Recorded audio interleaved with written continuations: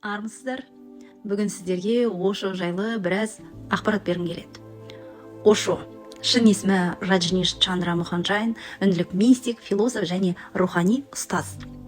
Ошо 1931 жылы 11 желтоқсанда Үндістанның Мадхья-Прадеш штатындағы Кучвада ауылында дүниеге келген. Ол өмірінің алғашқы жылдарын табиғатпен үндестікте, еркін ортада өткізді. Бұл оның кейінгі ілімдеріне үлкен әсер берген. Ошо 1990 жылы 19 қаңтарда Пуне қаласында қайтыс болған. Достар, енді Раджниш неге өзіне Ошо деген лақап атты таңдап алғанына назар салыңыздар. Ошо деген есім оның рухани жету жолындағы алған аты. Раджниш Чандра Муханджайн бастапқыдағы жай ғана Раджниш деген атпен белгілі болса, 1989 жылы өзіне Ошо есімін қабылдаған. Бұл атау оның жаңа көзқарастары мен өмір философиясын көрсету үшін таңдалған. Ошо атауына мәніне назар аударыңыз.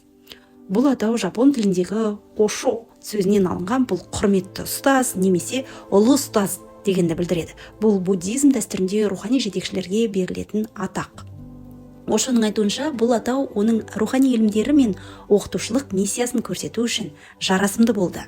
Ошо туралы оның жалпы өзінің түсіндірмесіне назар салсаңыздар, Ошо бұл атауды судағы толқынның қозғалысын сипаттайтын океаникалық ұғымнан да шабыттанып алынғанын айтқан. Ошо бұл жеке толқынның өзін мұхитпен бір тұтас сезінуі, өзін бөліп жармай тұтастықта қабылдауы. Әдемі ғой. Рухани қайта туудың да белгісі деп жатады. Ошо бұл есімді өзінің өткен өмірінен дәстүрлі идеялардан босап, жаңа бастамаға көшуінің белгісі ретінде таңдаған. Ол өзінің ізбасарларына жаңаша көзқарас пен еркін ойлау жолын ұсынды.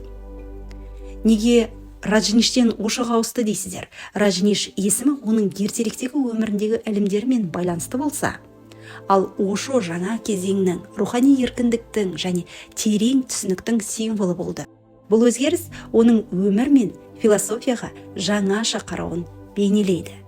Ошо есімі бүгінгі таңда оның ерекше ілімдерімен және рухани еркіндік туралы идеялармен байланыстырылады. Оның көзқарастары мен ілімдері әлемдегі көптеген адамдарға әсер етіп, оның ізбасарлары мен оқырмандары арасында кең таралған. Ошо өмір, медитация, дін, махаббат және сананың даму туралы терең идеялармен танымал. Ошоның көзқарастары: бірінші, дін және рухани еркіндік жайлы. Ошо дәстүрлі діндер мен догмаларды сынап, адамның ішкі еркіндігі мен жеке тәжірибесіне негізделген руханилықты жақтады. Ол діндерді адам санасының дамуын тежейтін жүйе деп санаған. Екінші, медитацияның маңыздылығын білді. Ошоның ілімде медитация басты рөл атқарады. Ол медитацияны адамды шындықты тануға және ішкі тыныштыққа жетуге апаратын құрал ретінде қарастырды. Оның ерекше әдістерінің бірі динамикалық медитация. Бұл дене қозғалысын, тыныс алуды және экспрессивті әрекеттерді қамтиды. Үшінші, өмірдің толықтығы жайлы. Ошо өмірді қабылдауға және ләззат алуға шақырды. Ол аскетизмді сынға алды, өмірді қуанышпен және саналы түрде өткізудің қажеттілігін айтты. Оның айтуынша, әрбір адам өз өмірінің авторы болуы керек. Төртінші, махаббат пен жалпы қатынас туралы былай деген. Ошо махаббатты адамның шынайы болмысын ашатын күш деп бағалаған. Ол шартсыз махаббат пен еркін қарым-қатынасты насихаттады. Бесінші ойы жаңа адам концепциясы жайлы. Ошо жаңа адам идеясын ұсынды. Бұл ішкі еркіндікке ие, шығармашылықпен айналысатын және өмірді терең түсінетін адам. Ошоның жан тыныштығы туралы негізгі идеяларына келетін болсақ, ол медитацияны тыныштыққа апаратын жол деді. Медитация арқылы адам өз санасының шуынан, ой ағынынан ажырап, шынайы менін сезіне алады. Ошоның пікірінше, бұл тыныштық адамның ең табиғи күйі. Ол былай деген: тыныштық сыртта емес, іште.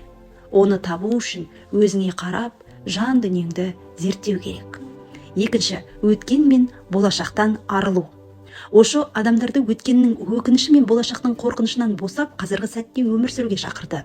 Оның сөзімен айтса, қазіргі сәт бұл сенің шынайы өміріңнің жалғыз уақыты. Барлығы осында және қазір. Және бұл нәрселердің барлығы жан тыныштығы мен қабылдау арқылы келеді деген. Адам өзін, өмірді және қоршаған ортаны ешқандай сынсыз және өзгертуге тырыспай қабылдаған кезде ғана тыныштыққа жете алады. Ошо қабылдаған сайын өмірің жеңілдейді, ештеңені өзгертпей. Бәрін сол қалпында сүю тыныштықтың кілті деді. Шынайы тыныштық әрекетсіздік емес. Тыныштықты ошо әрекетсіздік немесе жалқаулықпен шатастырмауды ескертеді. Ол оның ақылдың және жүректің үйлесімділігі ретінде сипаттайды. Жан тыныштығы ішкі дауылдың ортасындағы тыныштық. Ол белсенді өмірдің өзінде де бар болуы тиіс нәрсе. Тыныштық сыртқы әлемге жалпы тәуелсіз емес. Ошоның ойынша жан тыныштығы сыртқы жағдайларға немесе материалдық дүниеге байланысты болмауы тиіс. Ол ішкі әлемнің тереңнен пайда болады. Сыртқы дүниеде хаос болса да, ішінде көктем болуы мүмкін. Және махаббат пен тыныштықтың байланысы өте маңызды деді. Ошо махаббатты жан тыныштығының бір көзі деп атаған. Шынайы махаббат тек тыныш ақыл мен ашық жүректе орын алады. Ошоның практикалық кеңестері: медитацияны күнделікті өмірге енгізу, қазіргі сәтте толық өмір сүріп уайым мен күмәннан арылу, өз сезімдерің мен ойларыңды сынамау, қабылдау, табиғатпен үндес болу және тыныштықты табуға мүмкіндік беру. Ошо үшін жан тыныштығы бұл рухани жетістіктің шарықтау шегі емес, адамның табиғи күйі. Оның айтуынша, әр адам осы күйге жете алады, тек өз ішкі әлемін тануға уақыт бөлуі қажет. Ошоның табиғат пен үндестік туралы ойларына келетін болсақ, біріншіден ол табиғатты рухани ұстаз деді. Ошо табиғатты адамның рухани ұстазы ретінде сипаттап, табиғатқа қарап, біз өмірдің шынайы заңдылықтарын, өзгерістер мен тыныштықты үйрене аламыз деді. Ол былай деді: ағаштарды қара, олар ешқайда асықпайды, бірақ бәріне үлгереді. Сен де табиғаттан үйрен, сабырлы бол, бірақ өмір ағынында бол. Адам мен табиғаттың бірлігінің маңыздылығы. Ошо адамды табиғаттың ажырамас бөлігі деп санаған. Оның пікірінше, адам табиғаттан алыстаған сайын өзінің ішкі әлемінен де алыстай бастайды. Табиғатқа жақын болған адам өмірдің түпкі мәнін сезіне бастайды. Қазіргі сәттің маңыздылығы да, табиғат әрдайым қазіргі сәтте өмір сүреді. Ошо адамдарды осы қасиетті табиғаттан үйренуге шақырды. Құстардың әні, жапырақтардың сыбдыры, күннің сәулесі, мұның бәрі қазіргі сәттің сұлулығын көрсетеді. Және табиғат арқылы медитация жасау. Ошо табиғатта уақыт өткізу адамның медитация жасауына мүмкіндік береді деп есептеді. Оның пікірінше, орманның тыныштығы немесе өзеннің сылдыры адамның ойын тыныштандырып, оны өзімен және әлеммен үйлесімге жетелейді. Табиғатпен жалпы үндесіп өмір сүруге жетелейді екен. Ошо адамдарды табиғатқа зиян келтірмей, онымен үйлесімді өмір сүруге шақырды. Оның айтуынша, экологияны сақтау тек сыртқы табиғатты ғана емес, адамның ішкі әлемін де қорғауға көмектеседі. Ал енді ошоның практикалық кеңестеріне назар салайық. Табиғат аясында көбірек уақыт өткізіп, оның сұлулығына тамсану, сезіну. Табиғатты тек бақылап қана қоймай, оны түсінуге тырысу.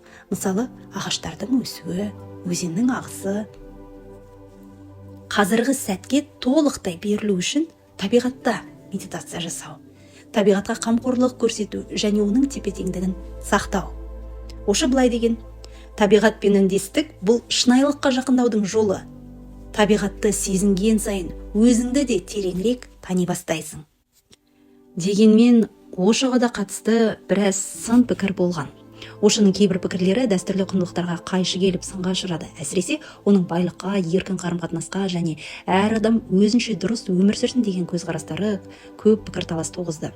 Сондай-ақ оның ұйымдастырған ашрамдары, рухани қауымдастықтары, яғни айналасында да біраз дау-дамай болған.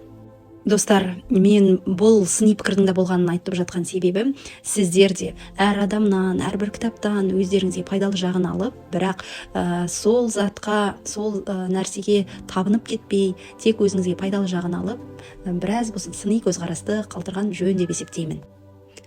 Жалпы алатын болсақ, Ошоның кітаптары мен лекциялары әлемнің көптеген тілдеріне аударылып, қазіргі заман философиясында ерекше орын алады. Оның ілімі мен адамдарды ішкі тыныштыққа, өзін-өзі тануға және еркін ойлауға жетелейтін негізгі құралдардың бірі деп есептеймін. Сіздердің пікірлеріңіз қалай? Өз ойларыңызды жаза кетіңіздер. Тіркелмегендер болса, тіркеле кетіңіздер. Назарларыңызға рахмет, ризамын.